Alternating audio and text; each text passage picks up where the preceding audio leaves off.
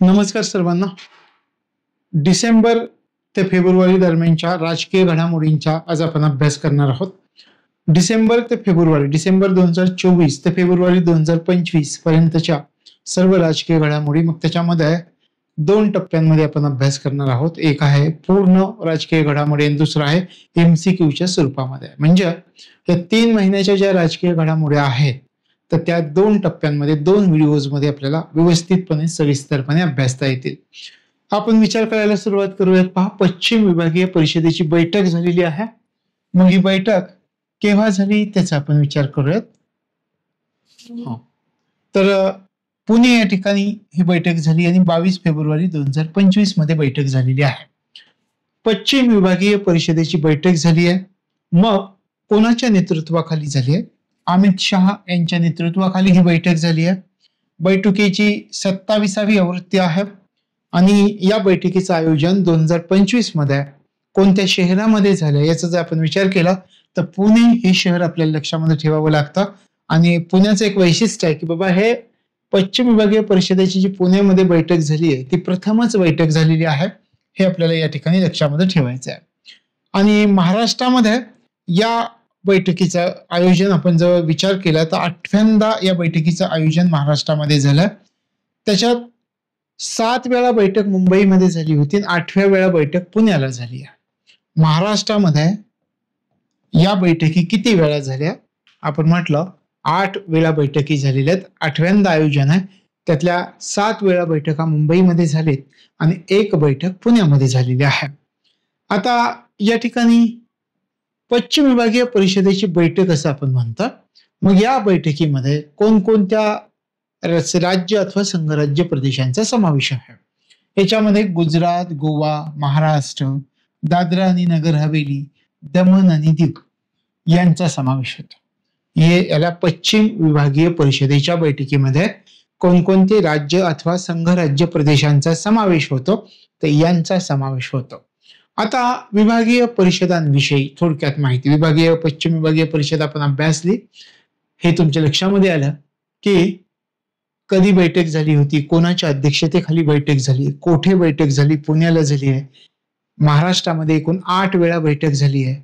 त्या 8 पैकी 7 वेळा बैठक कोणत्या ठिकाणी झाली? मुंबईमध्ये झाली आणि एकदा फक्त पुण्यामध्ये, म्हणजे पुण्यात प्रथमच हे बैठकीचं आयोजन करण्यात आलेलं आहे या अमित शहा यांच्या नेतृत्वाखाली. मग आपण पुन्हा विचार केला की पश्चिम विभागीय परिषदेची जी बैठक झाली त्याच्यामध्ये कोणती समाविष्ट राज्य किंवा कोणती केंद्रशासित प्रदेश होते?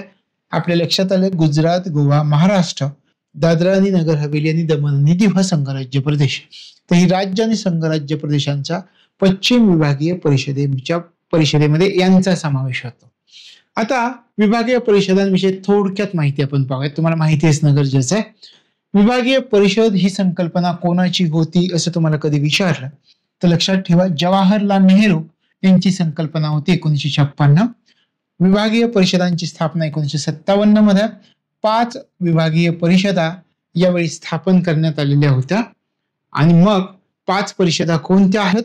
तर उत्तर विभागीय परिषद, मध्य विभागीय परिषद, पूर्व विभागीय परिषद, पश्चिम विभागीय परिषद, दक्षिण विभागीय परिषद. तर अशा प्रकारे 5 विभागीय परिषदांची स्थापना करण्यात आली. लक्षात आलं? आणि आता महाराष्ट्रामध्ये बैठक झाली पश्चिम विभागीय परिषदेची. तर 8 वेळा बैठका महाराष्ट्रामध्ये आपण म्हणतात आणि मग त्याच्यामध्ये 8 वेळेमधल्या 7 वेळा मुंबईमध्ये, 1 वेळा पुण्यामध्ये, हे लक्षात ठेवायचं. तर अशा प्रकारे एकूण या विभागीय परिषदांचा विचार केला तर कधीही लक्षामध्ये ठेवा की विभागीय परिषदेची महासंकल्पना कोणाची होती? जवाहरलाल नेहरू. विभागीय परिषदा कधीपासून अस्तित्वात आल्या? 1957 मध्ये त्यांची स्थापना. किती विभागीय परिषदा अस्तित्वात आलेल्या आहेत? 5 आहेत. 5 कोणकोणत्या आहेत? उत्तर विभागीय परिषद, मध्य विभागीय परिषद, पूर्व विभागीय परिषद, पश्चिम विभागीय परिषद आणि दक्षिण विभागीय परिषद. आता विभागीय परिषदेचे पदसिद्ध अध्यक्ष कोण असतात? तर केंद्रीय गृहमंत्री हे पदसिद्ध अध्यक्ष आहेत. याचे सदस्य कोण असतात विभागीय परिषदांचे? संबंधित राज्यांचे मुख्यमंत्री आणि केंद्रशासित प्रदेशांचे प्रशासक अथवा नायब राज्यपाल हे याचे सदस्य असतात. सदस्य कोण कोण असतात हे असतात.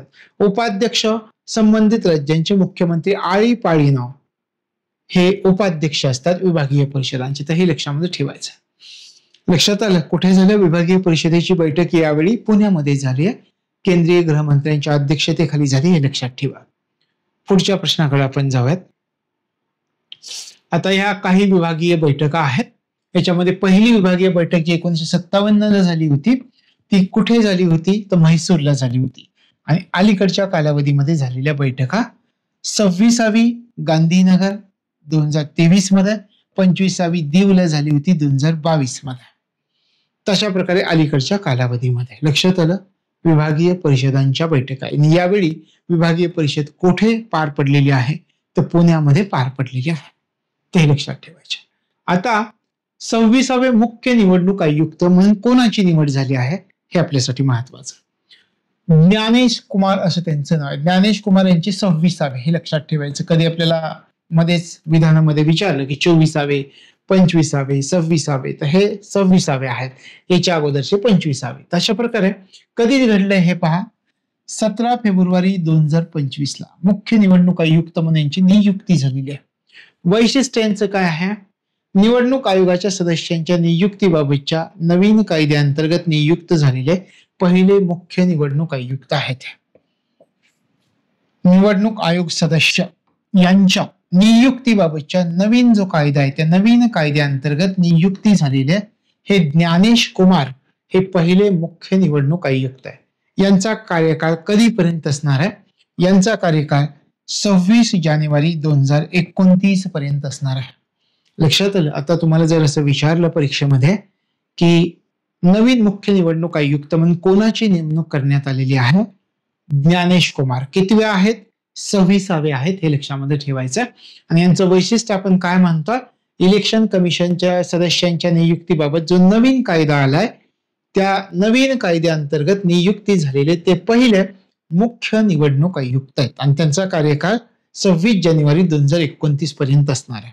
लक्षात आलं. हे आहेत ज्ञानेश कुमार, जे आता आपल्या देशाचे मुख्य निवडणूक आयुक्त म्हणून नेमणूक झालेली आहेत. ते ज्ञानेश कुमार. आणि क्रमांक यांचा आपण लिहिलाय 26वे. पुन्हा एकदा मुख्य निवडणूक आयुक्त. कोणाची जागा घेतली या ज्ञानेश कुमार यांनी जागा घेतली राजीव कुमार यांची जागा घेतली. यांच्या जागेवर ज्ञानेश कुमार यांची नेमणूक करण्यात आलेली. म्हणजे आपल्याला विधानामध्ये जरी विचारलं की एखाद्याचं नाव घेऊन की राजीव कुमार यांच्या जागेवर नवीन निवडणूक आयुक्तांची नेमणूक करण्यात आली, नवीन मुख्य निवडणूक आयुक्तांची नेमणूक करण्यात आलेली, तर हे लक्षात ठेवायचं. राजीव कुमार यांची जागा यांनी घेतली. लक्षात आलं. आता पुढे जाऊयात आपण. ज्ञानेश कुमार यांच्याबद्दल थोडंसं आपल्याला माहिती असणं गरजेचं आहे. कारण एखादं विधान त्याच्याबद्दल जर दिलं तर ते आपल्याला येणं महत्वाचं आहे, ते समजणं महत्वाचं आहे. मग पहा, हे कोणत्या केडरमध्ये होतं? ज्ञानेश कुमार केरळ केडर आहे यांचं. आणि 1988 बॅचचे माजी IAS अधिकारी आहेत. कोणत्या कॅडरचे आहेत हे आपल्यासाठी महत्वाचं. केरळ कॅडरचे आहेत. बरं, त्यांना काही अनुभव आहे का त्याचा आपण विचार करूयात. त्यांनी 31 जानेवारी 2024 ला केंद्रीय सहकार सचिव म्हणून ते निवृत्त झालेत. त्यानंतर 14 मार्च 2024 ला निवडणूक आयुक्त म्हणून त्यांची नियुक्ती झाली होती. म्हणजे या कामाचा त्यांना अनुभव आहे. त्यांचं शिक्षण कोठून झालंय याचा जर तुम्ही विचार केला तर IIT कानपूर मधून त्यांनी सिव्हिल इंजिनिअरिंग मध्ये BTech केलेलं आहे. लक्षात आलं. आणि हे पहा, ICFAI मधून बिझनेस फायनान्स आणि हार्वर्ड विद्यापीठ इथून काय केलं तर पर्यावरणीय अर्थशास्त्र अशा प्रकारे वेगवेगळा याचा अभ्यास केलेला आहे. म्हणजे IIT कानपूर मधून आलेले आहेत, हे आपल्यासाठी महत्वाचं आहे. जर विधानामध्ये दिले की IIT कानपूर मधून त्यांनी सिव्हिल इंजिनिअरिंग केलेलं आहे असं जर विधान आपल्याला विचारलं तर मग आपल्याला ते माहिती पाहिजे. BTech केलेलं आहे त्यांनी, सिव्हिल इंजिनिअरिंग मध्ये BTech. आणि हार्वर्ड विद्यापीठ मधून काय केलंय? पर्यावरणीय अर्थशास्त्र याचा अभ्यास त्यांनी केलेला आहे, पदवी मिळवलेली आहे. तर हे आहे. आता हे झाले मुख्य निवडणूक आयुक्त. कोण होते? ज्ञानेश कुमार होते. हे लक्षात ठेवायचं. आता नवीन निवडणूक आयुक्त पण झालेत. हे त्यांचं नाव काय आहे पहा. ते मुख्य निवडणूक आयुक्त होते, हे निवडणूक आयुक्त आहेत. डॉक्टर विवेक जोशी यांची निवडणूक आयुक्तपदी नियुक्ती झाली. नवीन निवडणूक आयुक्त हे आहेत डॉक्टर विवेक जोशी. लक्षात आलं. नवीन कायद्यानुसार पूर्वीची पद्धत, तुम्ही आपण म्हणतोय नवीन कायदा, मग पूर्वीची पद्धत कोणती होती त्याचा आपण विचार करूया. मुख्य निवडणूक आयुक्त यांचे उत्तराधिकारी हे पूर्वी कसे होते? पारंपरिकपणे पुढील सर्वात वरिष्ठ निवडणूक आयुक्त असतात. पारंपरिकपणे हे पूर्वीची पद्धत होती. मग नवीन निवडणूक कायद्यानुसार काय आली आहे पद्धत? आता जर मुख्य निवडणूक आयुक्तांची नेमणूक करायची आहे तर कशी कराल तुम्ही? एक शोध समिती, सर्च कमिटी नेमण्यात येते. त्या सर्च कमिटी काय करते? 5 नावांचं पॅनेल तयार करते. म्हणजे 5 जण निवडले जातात, त्यांचं पॅनल तयार केलं जातं. आणि हे पॅनल काय करतं तर कायदा मंत्रालयाच्या अंतर्गत किंवा कायदा मंत्र्याच्या अध्यक्षतेखाली काम करतं. हे पॅनल, एक पॅनल तयार केलंय की निवडणूक आयुक्तांची नेमणूक करण्यासाठी. आणि मग सर्च कमिटी किती नावांचं पॅनल तयार करताय? 5 नावांचं पॅनल तयार करते. आणि हे पॅनल काय करतात? कायदा मंत्र्यांच्या किंवा कायदा मंत्रालयाच्या अंतर्गत काम करताय. आता पहा याच्यामध्ये कोण कोण असतं. याच्यामध्ये जर तुम्ही विचार केला तर पंतप्रधान, कॅबिनेट मंत्री आणि लोकसभेतील विरोधी पक्षनेते यांची निवड समिती या पॅनेलमधून किंवा बाहेरून निवडणूक आयुक्तांची निवड केली जाते. आणि ही प्रक्रिया कायद्याच्या कलम 6 आणि कलम 7 मध्ये समाविष्ट केली गेलेली, निर्दिष्ट केली गेलेली आहे. म्हणजे आपल्याला किती गोष्टी याच्यामधून अभ्यास करायचे आहेत पहा. या सगळ्याचा आपण विचार केला. निवडणूक आयुक्तांची जुनी पद्धत कोणती होती, नवीन पद्धत कोणती होती. आता नवीन पद्धतीमध्ये ही जी निवड प्रक्रिया राबवली जाते ती कायद्याच्या कोणत्या कलमांतर्गत राबवली जाते हे लगेच स्टार करून ठेवा. कलम 6 आणि कलम 7 मध्ये ही निर्दिष्ट केली जाते. लक्षात आलं. तशा प्रकारे हे ज्ञानेश कुमार आणि आपण म्हटलं की राजीव कुमार यांची विवेक जोशी यांची नियुक्ती करण्यात आलेली आहे. आता मी तुम्हाला काही प्रश्न विचारतो, त्या प्रश्नावरती आपण चर्चा करूयात आणि पुढे जाऊयात. पहा प्रश्न कसे कसे येतील त्याचा आपण थोडासा विचार करूयात.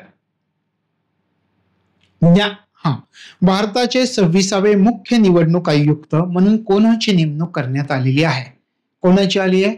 ज्ञानेश कुमार यांची नेमणूक करण्यात आलेली आहे. आणि हे वैशिष्ट्य आपल्या लक्षात ठेवायचं की निवडणूक आयोगाच्या सदस्यांच्या नियुक्तीबाबत जो नवीन कायदा आलेला आहे त्या नवीन कायद्याअंतर्गत नियुक्त झालेले पहिले मुख्य निवडणूक आयुक्त कोण होते हा प्रश्न कायम राहील. हा आहे ज्ञानेश कुमार. आता ज्ञानेश कुमार यांना आपल्या देशाचं मुख्य निवडणूक आयुक्त म्हणून नेमण्यात आलेलं आहे, नेमणूक केली गेलेली आहे. त्यांचा कार्यकाळ कधीपर्यंत असणार आहे? त्यांचा कार्यकाळ 26 जानेवारी 2029 पर्यंत असणार आहे. ज्ञानेश कुमार हे भारताचे कितवे मुख्य निवडणूक आयुक्त ठरलेले आहेत? 26वे. ज्ञानेश कुमार यांनी कोणाची जागा घेतली, कोणाच्या जागेवर ते मुख्य निवडणूक आयुक्त बनलेले आहेत? तर हे राजीव कुमार यांच्या जागेवरती बनलेले आहेत. त्याच्यानंतर आपण काय विचार केला पहा. त्यांचा अल्प परिचय आपण समजावून घेतला. ते कोणत्या कॅडरचे अधिकारी आहेत? आपल्या लक्षात आलं केरळ केडरमधील 1988च्या बॅचचे माजी अधिकारी आहेत. त्यानंतर त्यांना कशाचा? केंद्रीय सहकार सचिव म्हणून सुद्धा त्यांना कामाचा अनुभव आहे. शिवाय 14 मार्च 2024 ते निवडणूक आयुक्त म्हणून पण नियुक्ती झाली, म्हणजे त्यांना या कामाचा अनुभव आहे. दुसरी गोष्ट आपण विचार केला की त्यांचं शिक्षण काय? आपल्या पहिली गोष्ट लक्षात आली की ते IIT कानपूर मधून सिव्हिल इंजिनिअरिंग मध्ये त्यांनी BTech केलेला आहे. त्याच्यानंतर हॉवर्ड विद्यापीठामधून पर्यावरणीय अर्थशास्त्राची पदवी घेतलेली आहे. तशा प्रकारे ज्ञानेश कुमार यांचं जर आपल्याला एखादं विधान इथून विचारलं तर इथूनच विचारतील. मग या गोष्टी आपल्याला लक्षामध्ये ठेवायच्या. त्याच्यानंतर आणखी एक नवीन निवडणूक आयुक्त नेमणूक करण्यात आलेली आहे. ते कोण आहेत? तर डॉक्टर विवेक जोशी यांची निवडणूक आयुक्तपदी नेमणूक झालेली आहे नवीन कायद्यानुसार.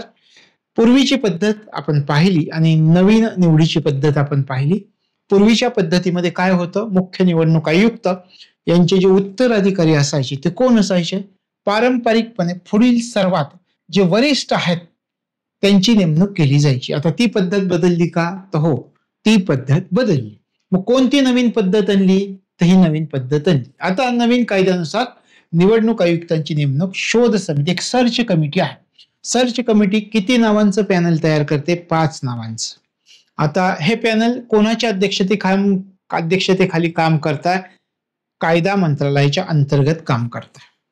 आता पहा, याच्यामध्ये पंतप्रधान, कॅबिनेट मंत्री, लोकसभेतील विरोधी पक्षनेते यांची जी निवड समिती आहे, सर्च कमिटी आपण जे म्हटलं, ती निवड समिती, ही जो पॅनल आहे 5 जणांचा, या पॅनलमधून किंवा बाहेरून निवडणूक आयुक्तांची निवड करते. आणि मग ही प्रक्रिया कायद्याच्या कोणत्या कलमांमध्ये समाविष्ट आहे असं तुम्हाला जर विचारलं, कारण अशा प्रकारचा प्रश्न आपल्याला माहिती असणं गरजेचं आहे, तर कलम 6 आणि कलम 7 मध्ये ही पद्धती सांगण्यात आलेली आहे. लक्षात आलं? पुढे जाऊया पुढच्या मुद्द्याकडे. मणिपूरमध्ये राष्ट्रपती राजवट, हा मुद्दा थोडासा लक्षात ठेवा. 13 फेब्रुवारी 2025 मध्ये मणिपूरमध्ये राष्ट्रपती राजवट लागू करण्यात आलेली आहे. आणि मग राष्ट्रपती द्रौपदी मुर्मू यांनी ही घोषणा केलेली आहे. कारण त्या ठिकाणी राज्यपाल कोण आहेत हे पण लक्षात ठेवावं लागेल. अजय कुमार भल्ला यांनी रिपोर्ट दिला. त्या रिपोर्टच्या आधारावर यांच्या अहवालानंतर त्या ठिकाणी मणिपूरमध्ये राष्ट्रपती राजवट लागू करण्यात आली. कोणत्या कलमानुसार? कलम 356. या कलमांतर्गत कोणत्या राज्यामध्ये लागू करण्यात आली? पहिली गोष्ट, कोणत्या राज्यामध्ये? मणिपूर राज्यामध्ये, पहिल्यांदा लक्षात ठेवायचं. दुसरी गोष्ट, मणिपूर राज्यामध्ये लागू करण्यात आली त्या ठिकाणचे राज्यपाल कोण आहेत? अजय कुमार भल्ला आहेत. कोणत्या कलमानुसार राष्ट्रपती राजवट लागू आहे? तर राज्यघटनेच्या कलम 356 अंतर्गत. आता आपण विचार करू की ही राष्ट्रपती राजवट का लागू करण्यात आली, तो पण प्रश्न विचारते. त्याच्याकडे जाऊयात आपण. काय पार्श्वभूमी आहे, काय झालं? त्या ठिकाणी जे मुख्यमंत्री होते एन बिरेन सिंह यांनी आपला राजीनामा देऊन टाकला 9 फेब्रुवारी 2025 मध्ये. त्या ठिकाणी 2 समाज आहेत, मैतेई समाज आहे, कुकी समाज आहे. आणि या 2 समाजामध्ये संघर्ष चालू आहे, वांशिक संघर्ष चालू आहे. आणि मग त्या ठिकाणी कायदा आणि सुव्यवस्था कोसळलेली आहे असा रिपोर्ट राज्यपालांकडून राष्ट्रपतींना जातोय. आणि राष्ट्रपती या ठिकाणी राष्ट्रपती राजवट लागू करतात. आणि मग आता ही विधानसभा कधीपर्यंत स्थगित राहील? तर 2027 पर्यंत ही विधानसभा स्थगित राहणार आहे मणिपूरची. आता आपण लक्षात आलं का मणिपूरमध्ये राष्ट्रपती राजवट का लागू करण्यात आली? 2 जमातींमध्ये संघर्ष आहे. मग त्या 2 जमाती कोणत्या हे आपल्याला स्पष्टपणे माहिती असणं गरजेचं आहे. कोणत्या आहेत? मैतेई आणि कुकी ह्या 2 जमाती आहेत. आणि मग विधानसभा स्थगित कधीपर्यंत केले? 2027 पर्यंत. तिथल्या कोणत्या मुख्यमंत्र्यांनी राजीनामा दिला? एन बिरेन सिंह यांनी राजीनामा दिलेला आहे. तर ही मणिपूरमध्ये राष्ट्रपती राजवट लावण्याची 11वी वेळ आहे, सर्वाधिक वेळ. सर्वात पहिल्यांदा 1967. कदाचित आपल्याला विधानामध्ये जर विचारलं की ही मणिपूरमध्ये राष्ट्रपती राजवट लावण्याची 11वी वेळ आहे, 10वी वेळ आहे, 12वी वेळ आहे, 11वी वेळ आहे, सर्वाधिक वेळा लावण्यात आलेली. तशा प्रकारे मणिपूरमध्ये राष्ट्रपती राजवट लावण्यात आलेली. आता प्रश्नांच्या दृष्टिकोनातून या मुद्द्यावरती आपण विचार करूयात. मी तुम्हाला प्रश्न विचारतो, तुम्हाला जर विधानं समजली असतील तर आपण करूयात. अलीकडच्या कालावधीमध्ये कोणत्या राज्यामध्ये राष्ट्रपती राजवट लागू करण्यात आलेली आहे? असं मणिपूर.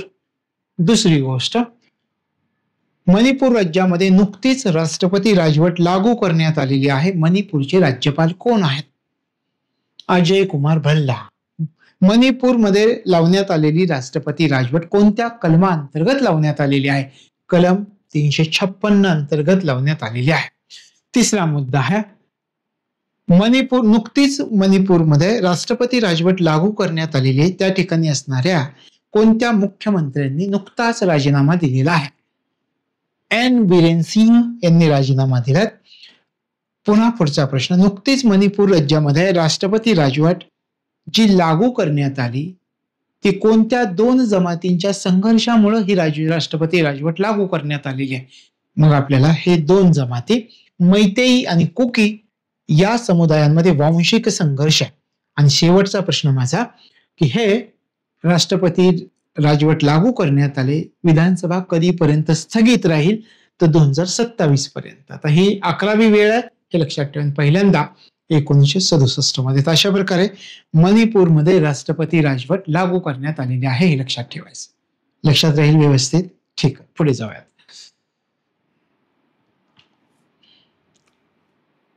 इतर तथ्य आपल्याला लक्षात असली पाहिजे. तुम्ही म्हणाल सर हे गरजेचं आहे का प्रिलियमसाठी?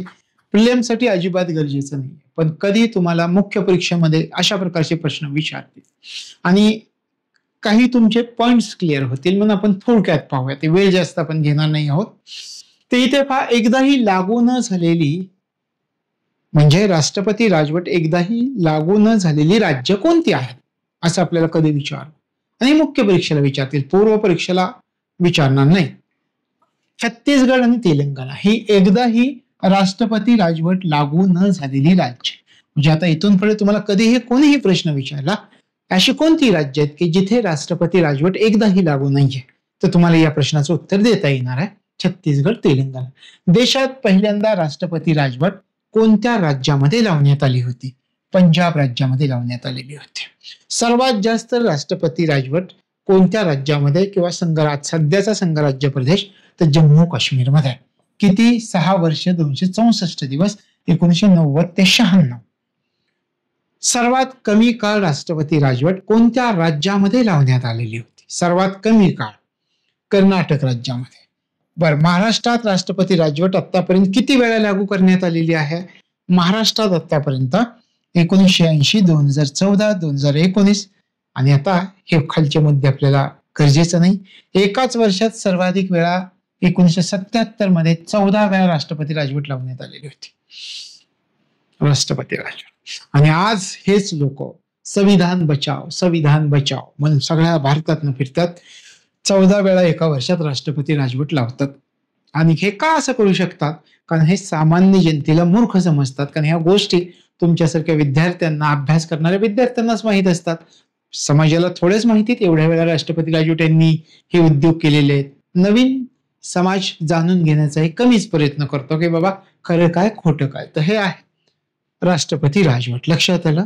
आता पुढे आपण मागच्या भागामध्ये एक पाहिलं होतं की उत्तराखंड राज्यामध्ये समान नागरी कायद्याची अंमलबजावणी, युनिफॉर्म सिव्हिल कोड, 27 जानेवारी 2025 रोजी अंमलबजावणीची घोषणा. 27 जानेवारी 2025. मुख्यमंत्री पुष्कर सिंह धामी यांनी अधिसूचना आणि नियमावली जारी केलेली आहे. उत्तराखंड 27 जानेवारी 2025. आता हे प्रश्न आपल्याला 2025 मध्ये खूप इम्पॉर्टंट आहेत, कारण येणाऱ्या दोन्ही परीक्षांमध्ये, राज्यसेवा आणि कंबाईन मध्ये, ह्याचा आपल्याला सविस्तर सूक्ष्म अभ्यास करायचा आहे. मग आता इथून पुढे रोजची लेक्चर्स आपले असणार आहेत. तर हे 27 जानेवारी 2025 रोजी अंमलबजावणी चालू झालेली. स्वातंत्र्य प्राप्तीनंतर भारतामध्ये समान नागरी कायद्याची सर्वात प्रथम अंमलबजावणी करणारं राज्य कोणतं आहे? उत्तराखंड राज्य. लक्षात आलं? प्रश्न कसा विचारतील तर हे लक्षात ठेवायचं. पुष्कर सिंह धामी.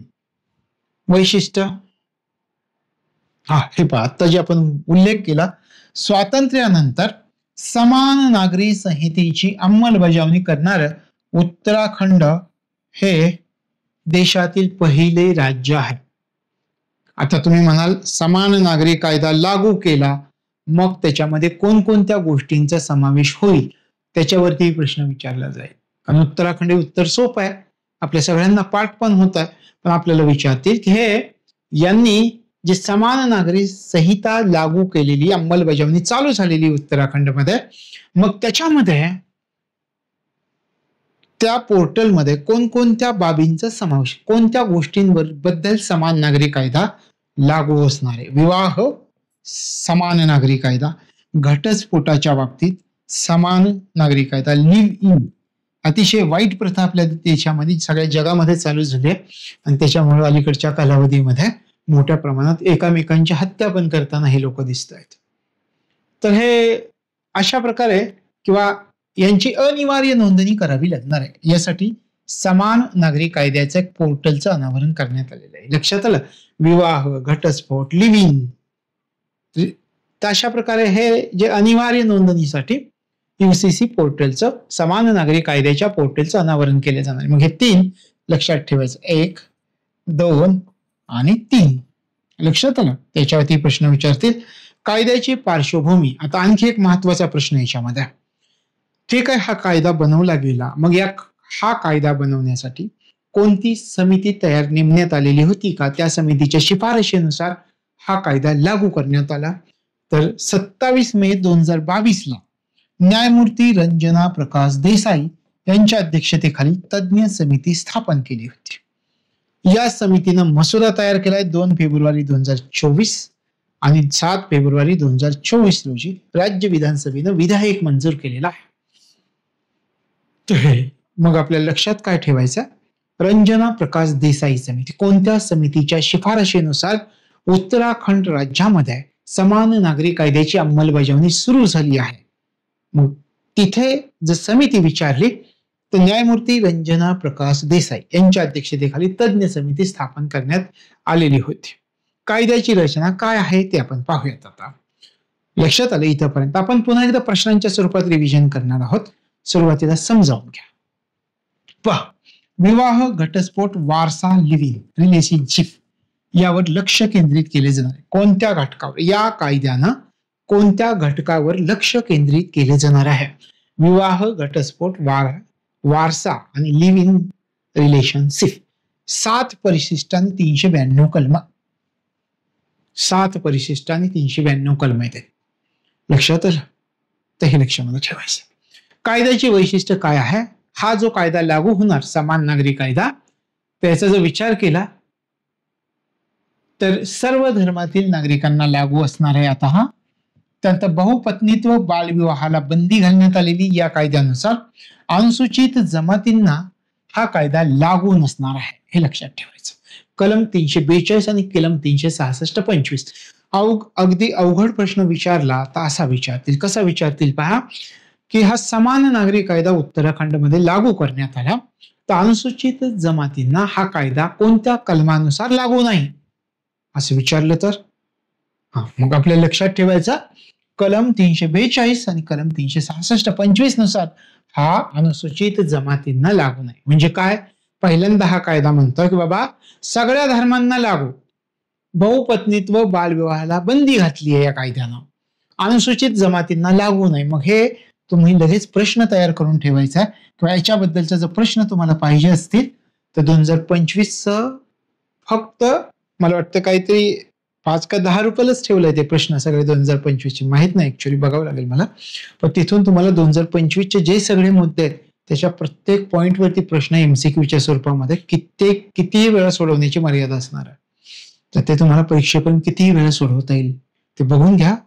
तर हे एक अनुसूचित जमातींना कलम 342 आणि कलम 366-25 नुसार हा कायदा लागू नाहीये. सर्व नागरिकांच्या विवाह, घटस्फोट, वारसा, लिव्ह इन रिलेशनशिप या हक्कांचं संरक्षण केलं जाईल. विवाहानंतर 60 दिवसात नोंदणी बंधनकारक असणार आहे. म्हणजे हे जे मुद्दे आहेत या कायद्याची वैशिष्ट्य ते अतिशय महत्वाचे असणार आहेत आपल्यासाठी. लक्षात येत आहे कायद्याची वैशिष्ट्य. आता रिव्हिजन करायची कायद्याची. सगळ्या धर्मातील लोकांना लागू आहे का? सर्व धर्मातील लोकांना लागू आहे.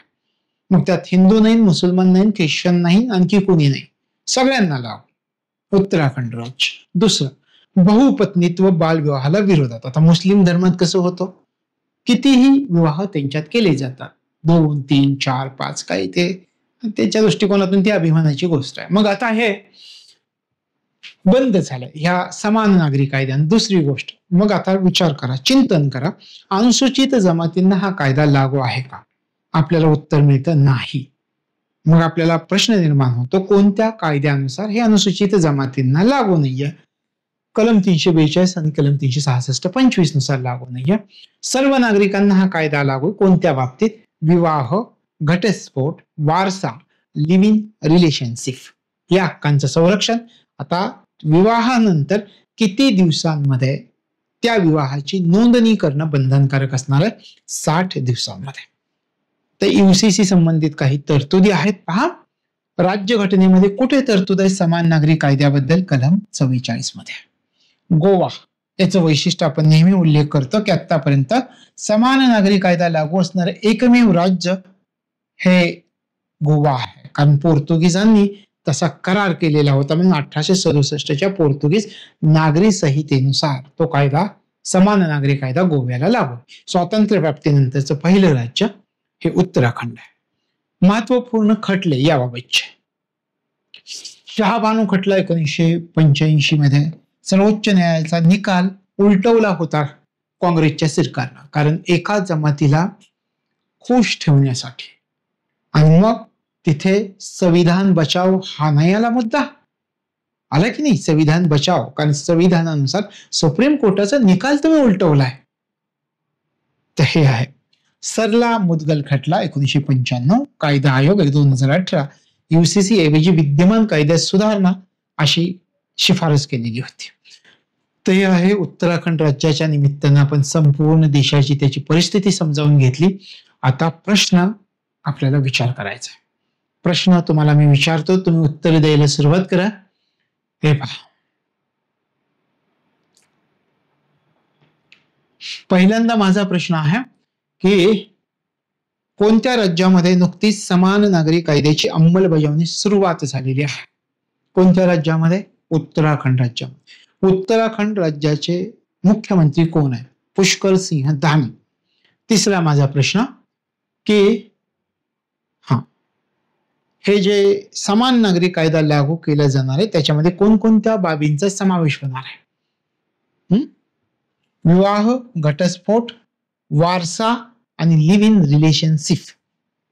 लक्षात आलं? आता पुन्हा हा कायदा लागू करण्यासाठी, म्हणजे समान नागरी कायदा लागू करण्यासाठी कोणत्या समितीची नियुक्ती उत्तराखंड सरकारनं केली होती?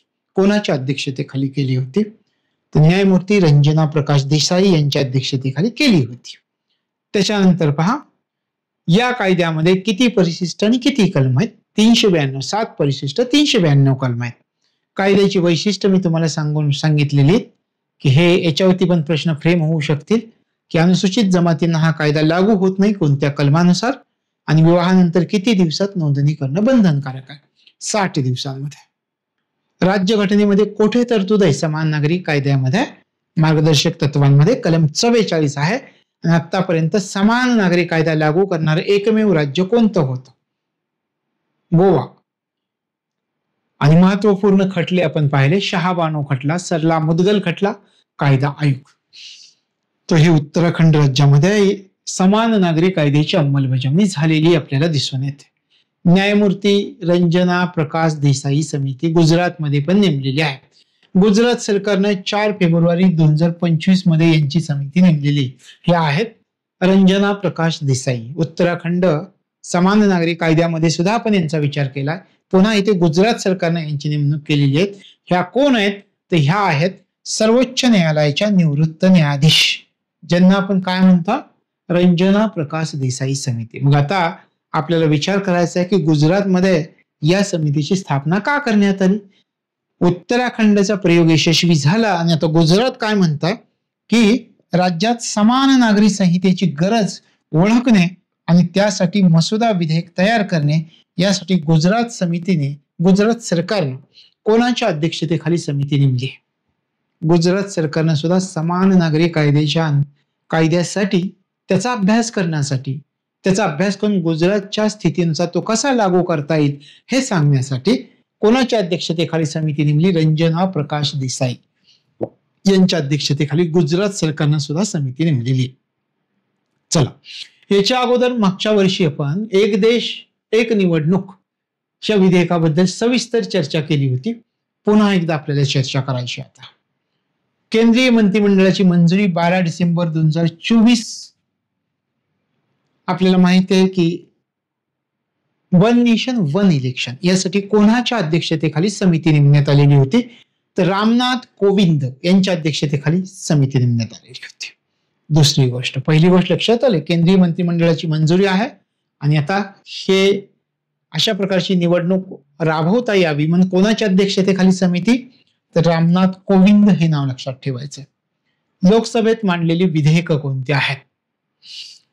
129 संविधान विधेयक 2024, 129वी घटना दुरुस्ती विधेयक आणि केंद्रशासित प्रदेश कायदे सुधारणा विधेयक 2024 हे लोकसभेमध्ये मांडलेले विधेयक आहेत.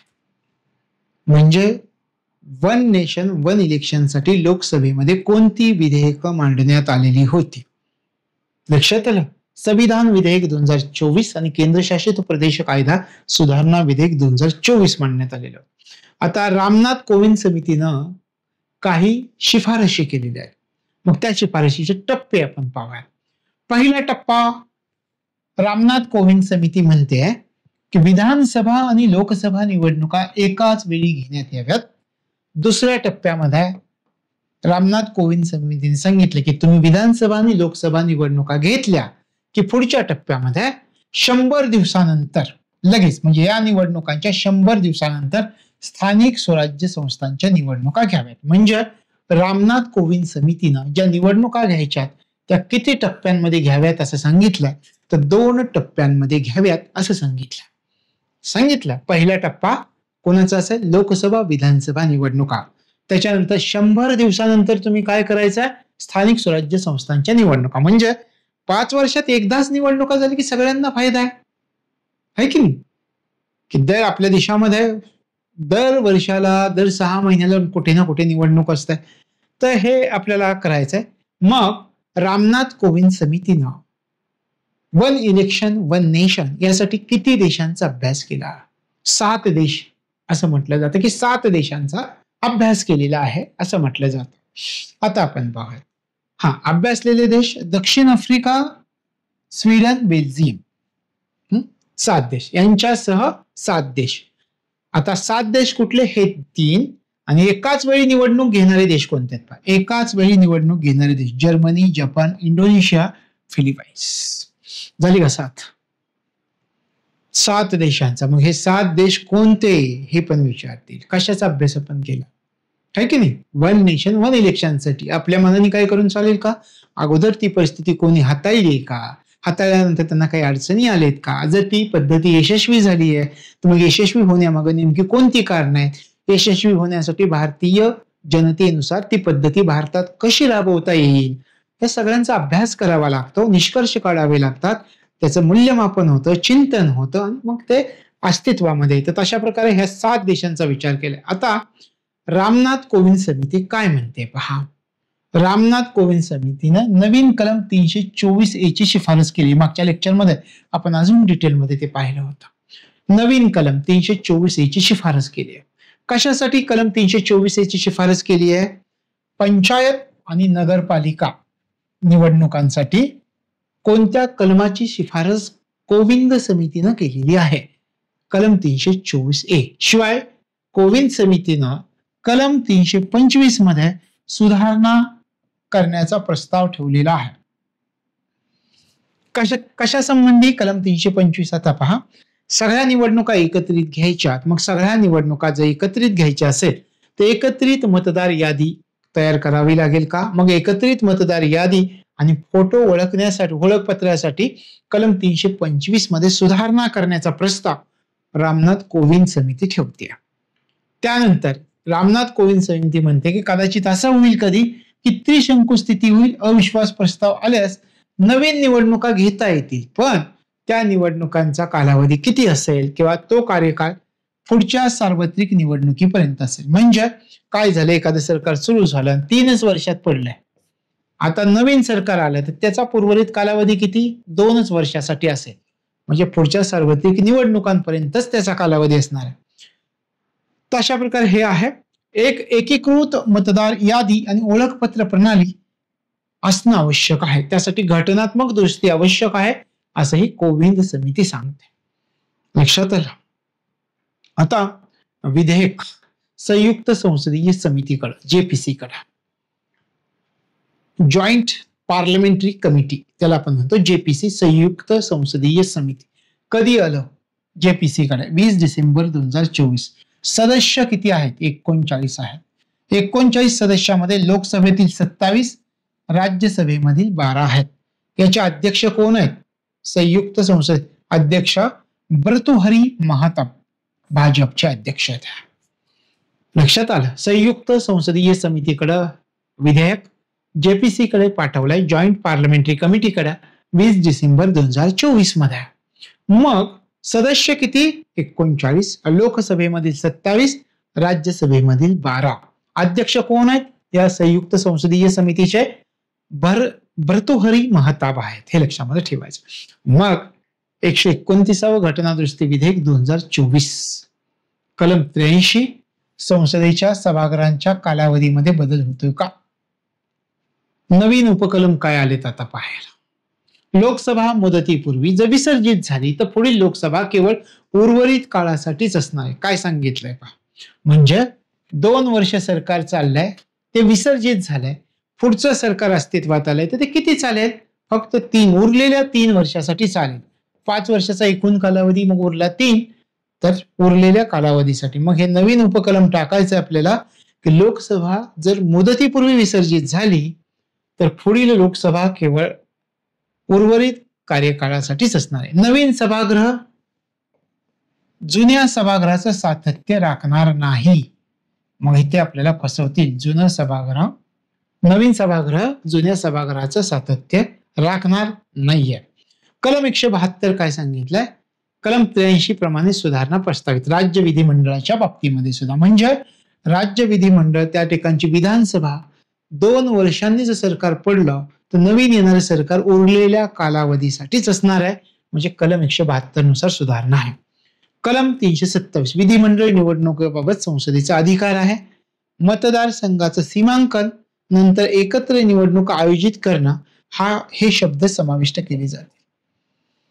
कलम 327 मतदार संघांचं सीमांकन आणि नंतर एकत्र निवडणुका आयोजित करणं हे शब्द समाविष्ट केले जाणार आहेत. तशा प्रकारे 1 नेशन 1 इलेक्शन या गोष्टी आपण पाहिल्या, अभ्यास केला. त्याच्यानंतर नवीन कलम 82A चा समावेश करण्यात आलेला आहे. त्याचा जर आपण विचार केला, याच्यामध्ये काय सांगितलंय? कलम 82A मध्ये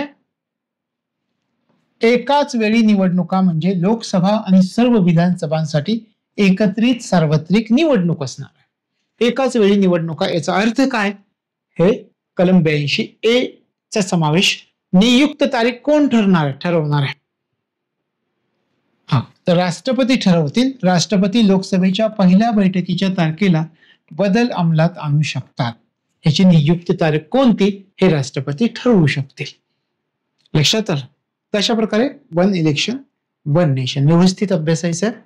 त्याच्यामध्ये सुद्धा त्यांनी केलेल्या शिफारशी, त्यांनी सांगितलेल्या सुधारणा, कलम याच्यावरती प्रश्न विचारला जाईल, तर तो तिथे व्यवस्थित तयार करा. त्याच्यावरचे प्रश्न तुम्हाला सोडवायचे असतील ॲपवर जाऊन तुम्ही सोडवू शकता. 2025 चा एक फोल्डर तयार केलाय, त्याच्यात 2025 मध्ये असणारे सगळे प्रश्न तुम्हाला सोडवते. अगदी 3-4 हजार प्रश्न तुम्हाला सोडवता येतील. पुढचा, महाराष्ट्राचे नवीन राज्य निवडणूक आयुक्त कोण आहेत हे पण आपल्याला विचारते. कोण आहेत पहा? दिनेश वाघमारे. नवीन राज्य निवडणूक आयुक्त आहेत. त्यांची नियुक्ती 20 जानेवारी 2024 या ठिकाणी 2025. तर महाराष्ट्र राज्य निवडणूक आयुक्त, महाराष्ट्राचे नवीन राज्य निवडणूक आयुक्त म्हणून कोणाची नेमणूक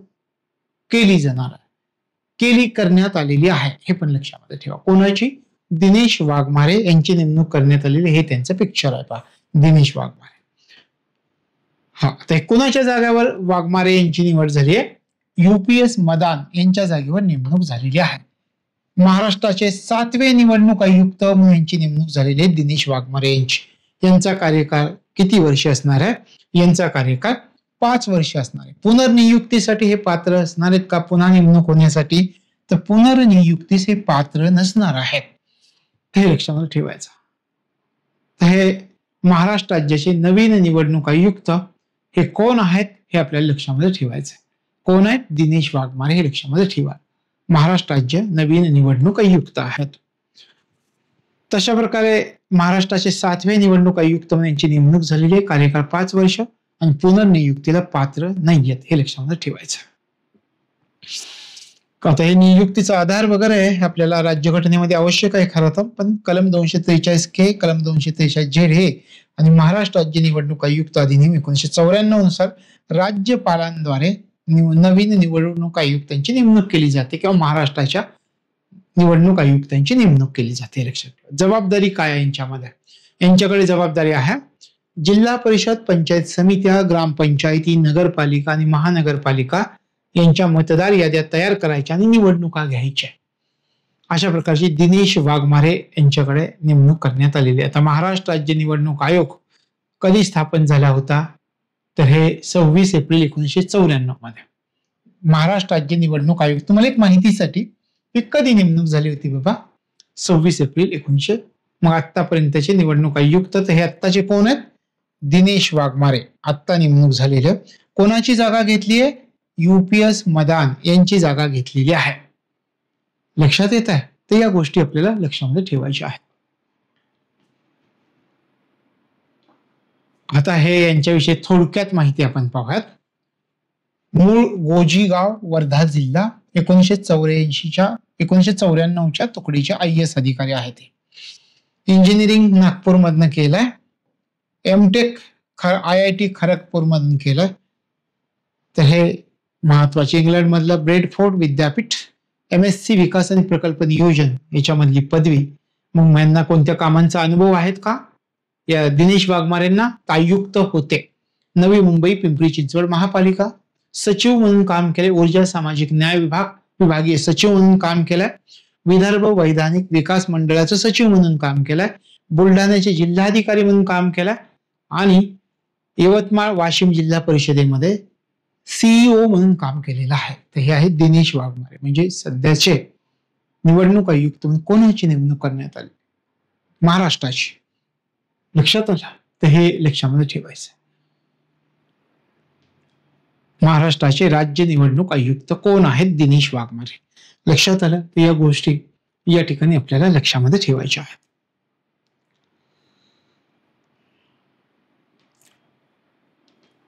त्यानंतर देवेंद्र फडणवीस, थोडक्यात अभ्यास आपण. हे महाराष्ट्राचे नवीन मुख्यमंत्री झालेले आपल्याला दिसत आहेत आणि सांगायची गरज नाही. 31वे हे फक्त लक्षात ठेवा. कितवे मुख्यमंत्री ठरलेत? 31वे. राज्याचे 31वे. यांना शपथ दिली राज्यपाल CP राधाकृष्णन यांनी शपथ दिलेली आहे. ह्या महत्वाच्या गोष्टी. याच्या अगोदर 2दा मुख्यमंत्रीपद त्यांनी भूषवलंय. 2014-19च्या दरम्यान आणि 2019 मध्ये 2दा. 72 तास एकदा आणि एकदा 5 वर्ष. हे देवेंद्र फडणवीस. कायद्याची पदवी आहे त्यांच्याकडे. व्यवसाय व्यवस्थापनात पदव्युत्तर पदवी आहे. हे लक्षामध्ये ठेवा. तर हे बाकीच्या गोष्टी काही लक्षामध्ये. हो, आणखी एक गोष्ट, त्यांनी काही पुस्तकं लिहिली आहेत. ती पुस्तकं लक्षात ठेवा. अर्थसंकल्प सोप्या भाषेमध्ये, आत्मनिर्भर महाराष्ट्र, आत्मनिर्भर भारत, ही त्यांनी पुस्तकं लिहिलेली आहे. लक्षात आलं? तर हे गोष्टी आहेत त्यांच्याबद्दलच्या. मग यांना मिळालेले पुरस्कार वगैरे मी तुम्हाला नोट्स मध्ये दिलेत. एक नजर तुम्हाला त्या नोट्स मध्ये टाकता येईल. या ठिकाणी मला महत्वाचं वाटत नाहीये हे महत्वाचे पुरस्कार वगैरे. आणि महाराष्ट्राचे मुख्यमंत्री, ह्या काय गोष्टी कॉमन आहेत. पहिले मुख्यमंत्री यशवंतराव चव्हाण, सर्वाधिक कार्यकाळ असणारे मुख्यमंत्री वसंतराव नाईक, 11 वर्ष 78 दिवस. सर्वात कमी कार्यकाळ देवेंद्र फडणवीस 72 तास. सर्वाधिक वेळा मुख्यमंत्री बनले शरद पवार, 4 वेळा बनले होते. तुमच्या उत्सुकतेसाठी, माहितीसाठी. सर्वात तरुण मुख्यमंत्री शरद पवार, 38व्या वर्षीच मुख्यमंत्री. सर्वात वयस्कर पृथ्वीराज चव्हाण, 64 वर्षांचे असताना. 3 वेळा मुख्यमंत्री झालेले मुख्यमंत्री, त्याच्यामध्ये वसंतराव नाईक, वसंतदादा पाटील, देवेंद्र फडणवीस 3 वेळा झाले. काका पुतण्या मुख्यमंत्री वसंतराव नाईक, सुधाकरराव नाईक. पिता पुत्र मुख्यमंत्री शंकरराव चव्हाण, अशोक चव्हाण. 5 वर्ष सलग कार्यकाळ पूर्ण करणारे मुख्यमंत्री वसंतराव नाईक आणि फक्त देवेंद्र फडणवीस, दोघच. तशा प्रकारे महाराष्ट्राचे उपमुख्यमंत्री तुम्हाला माहिती आहेत. एकनाथ शिंदे, अजित पवार. हे तुम्हाला वेगळं सांगण्याची गरज नाहीये. तुम्हाला नोट्स मध्ये दिलं. नोट्स मध्ये व्यवस्थित अभ्यास करा. तर ते महत्वाचं नाहीये आता. आतापर्यंतचे मुख्यमंत्री वगैरे. आता हा मुद्दा आपल्या महत्वाचा आहे. मुंबई उच्च न्यायालयाचे मुख्य न्यायाधीश म्हणून कोणाची निवड करण्यात आलेली आहे? मुंबई उच्च न्यायालयाचे नवीन मुख्य न्यायाधीश म्हणून कोणाची? न्यायमूर्ती आलोक आराधे यांची निवड झालेली आहे. लक्षात आलं? मुंबई उच्च न्यायालयाचे नवीन मुख्य न्यायाधीश म्हणून कोणाची निवड झाली? न्यायमूर्ती आलोक आराधे. 48वे मुख्य न्यायाधीश आहेत. शपथ कोणी दिली आहे? CP राधाकृष्णन, राज्यपाल CP राधाकृष्णन यांनी शपथ दिलेली आहे. तर हे यांनी कुणाची जागा घेतली? देवेंद्र कुमार उपाध्याय यांची जागा घेतली आहे या आलोक आराधे यांनी. म्हणजे देवेंद्र कुमार उपाध्याय यांच्या जागेवरती न्यायमूर्ती आलोक आराधे हे मुंबई उच्च न्यायालयाचे नवीन मुख्य न्यायाधीश बनलेले आहेत. कोणत्या राज्यपालांनी शपथ दिली? CP राधाकृष्णन या राज्यपालांनी शपथ दिलेली आहे. थोडक्यात माहिती आपल्याला पाहता येईल. शिक्षण BSc LLB झालेलं आहे यांचं. यांनी अनुभव आहे का न्यायाधीश म्हणून? कुठे कुठे काम केलंय? मध्य प्रदेश, जम्मू काश्मीर, कर्नाटक उच्च न्यायालय, तेलंगणा उच्च न्यायालय. तर या ठिकाणी त्यांनी कामाचा अनुभव त्यांचा आहे. कर्नाटक आणि जम्मू काश्मीर मध्ये कार्यवाहक मुख्य न्यायाधीश म्हणून सुद्धा त्यांनी काम केलंय. म्हणजे ही राज्य आपल्या लक्षात ठेवावं लागतात. मध्य प्रदेश, जम्मू काश्मीर, कर्नाटक, तेलंगणा या ठिकाणी मुख्य न्यायाधीश म्हणून याच्या अगोदर कुठं काम केलं होतं त्यांनी? मुख्य न्यायाधीश म्हणून तेलंगणामध्ये काम केले. बाकीच्या मध्य प्रदेश, जम्मू काश्मीर, कर्नाटकमध्ये न्यायाधीश म्हणून त्यांनी काम केलेलं आहे. एका ठिकाणी मुख्य न्यायाधीश तेलंगणा. मग या अगोदर कोणत्या राज्याचे ते मुख्य न्यायाधीश होते? तर तेलंगणाचे होते. लक्षात आलं? हे लक्षात ठेवायचं. मुंबई उच्च न्यायालयाबद्दल हे तुम्हाला माहिती आहे. आपण राज्यघटनेमध्ये पण हे अभ्यासलेला आहे. स्थापना 14 ऑगस्ट 1862. मुंबई उच्च न्यायालय. मुंबई उच्च न्यायालयाच्या अधिकारांतर्गत कोणकोणती क्षेत्र असतात? महाराष्ट्र, गोवा, दादरा नगर हवेली आणि दमण आणि दीव. मुख्यपीठ मुंबई आहे. खंडपीठ कुठं कुठं आहेत? नागपूर, औरंगाबाद, पणजी या ठिकाणी खंडपीठ आहेत. या मुंबई उच्च न्यायालयाचे पहिले मुख्य न्यायाधीश कोण होते? सर मॅथ्यू रिचर्ड सॉस हे होते.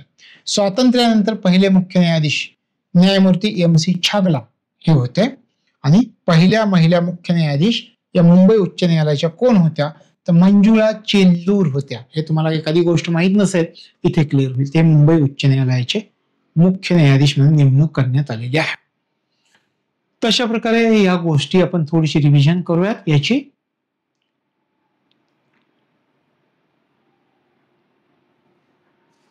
मुंबई उच्च न्यायालयाचे मुख्य न्यायाधीश कोणाची निवड झाली आहे? न्यायमूर्ती आलोक आराधे. कोणाच्या जागेवरती निवडणूक झाली आहे? देवेंद्र कुमार उपाध्याय. कितवे मुख्य न्यायाधीश ठरणार आहेत? मुंबई उच्च न्यायालयाचे 48वे. हे लक्षात.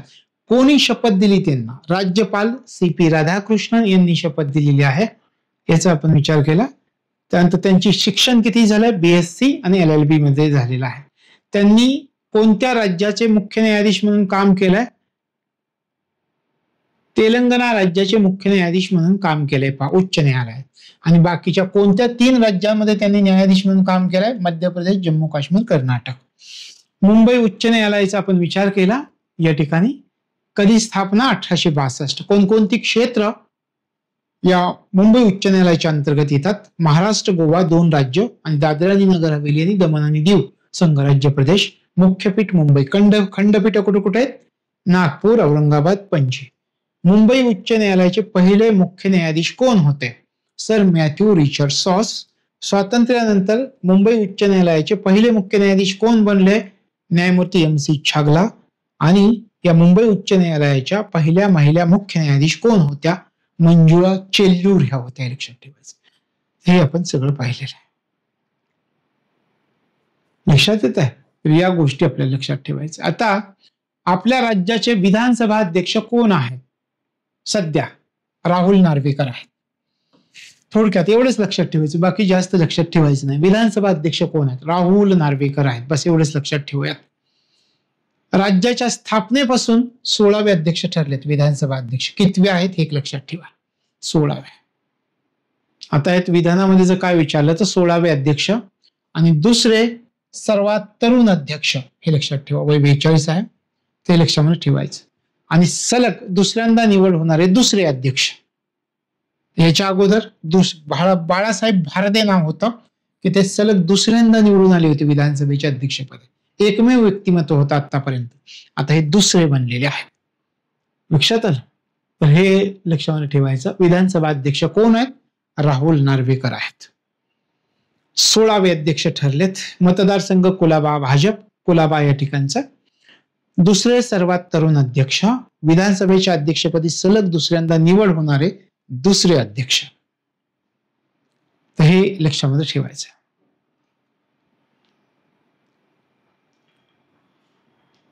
विधान परिषदेचे सभापती कोण आहेत सध्या, याचा विचार करा आता.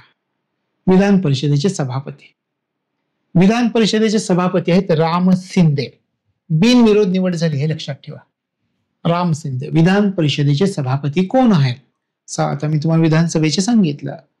विधान परिषदेचे सभापती राम शिंदे आहेत, हे लक्षात ठेवा. कोणाच्या जागेवर निवड झाली, रामराजे निंबाळकर यांच्या जागेवरती निवड झालेली आहे. तर हे 7वे सभापती, महाराष्ट्र विधान परिषदेचे हे 7वे सभापती ठरलेले आहेत. तर हे लक्षामध्ये ठेवायचं आहे. तर हे जे महत्वाचं आहे ते आपण पाहता. आणि अलीकडच्या कालावधीमध्ये दिल्ली विधानसभा निवडणूक 2025 झालेली आहे. दिल्लीमध्ये एकूण जागा 70 आपल्याला दिसून येतात. मतदानाचं प्रमाण 60.54% झालं होतं. सर्वात मोठा पक्ष भाजप ठरला. भाजपची सत्ता त्या ठिकाणी आलेली आहे. त्याच्यानंतर या ठिकाणी एक महत्वाचे निकाल, अरविंद केजरीवाल हे पराभूत झालेले आहेत. मनीष सिसोदिया ही जी महत्वाची लोक आहेत आपची पराभूत. सारखं खोटं बोलले की असं होतं. ते आपच्या माजी मुख्यमंत्री आतिशी मार्लेना मात्र विजयी झालेले आहेत. आता दिल्लीच्या नवीन मुख्यमंत्री कोण आहेत, रेखा गुप्ता हे आहेत. एवढंच लक्षात ठेवा यांच्याबद्दल. लक्षात आलं. निवडणुका झाल्या हे पण पाहिलं. नवीन मुख्यमंत्री दिल्लीच्या 4थ्या महिला मुख्यमंत्री बनलेल्या आहेत. पहिल्या मुख्यमंत्री दिल्लीच्या महिला सुषमा स्वराज होत्या. आता दिल्लीच्या 9व्या मुख्यमंत्री त्या ठरलेल्या आहेत. तर हे लक्षामध्ये ठेवायचं आहे. हे दिल्ली मुख्यमंत्री. बाकीच्या तुम्हाला गोष्टी सगळ्या याच्यामध्ये दिलेल्या आहेत तुमच्या नोट्समध्ये. ह्या नोट्स तुमच्यापर्यंत आलेल्या असतील, नसतील तर व्हॉट्सअपला तुम्ही ते मागून घ्या.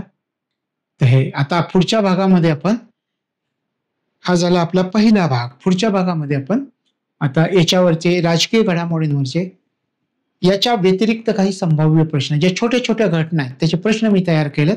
तर ते काही 31 प्रश्न आहेत. ते 31 प्रश्न आपण अभ्यासले की दुसरा भाग संपला राजकीय घडामोडींचा की डिसेंबर ते फेब्रुवारी 3 महिन्यांचा टप्पा आहे. 2 व्हिडिओज मध्ये तुम्हाला सविस्तरपणे अभ्यासायला मिळेल. पण हो, हे ऐकताना तुमच्यासमोर नोट्स असणं गरजेचं आहे. नोट्स फ्रीच आहेत. तुम्ही कधीही व्हॉट्सअपवरती ती मागून घेऊ शकता, तुम्हाला पोहोचतील. जर ग्रुपमध्ये असाल तर तुम्हाला ते पोहोचलेले असतील. तर या ठिकाणी आपण थांबतो. भेटूयात पुढच्या भागामध्ये. तोपर्यंत तुम्हाला तुमच्या अभ्यासासाठी मनापासून शुभेच्छा.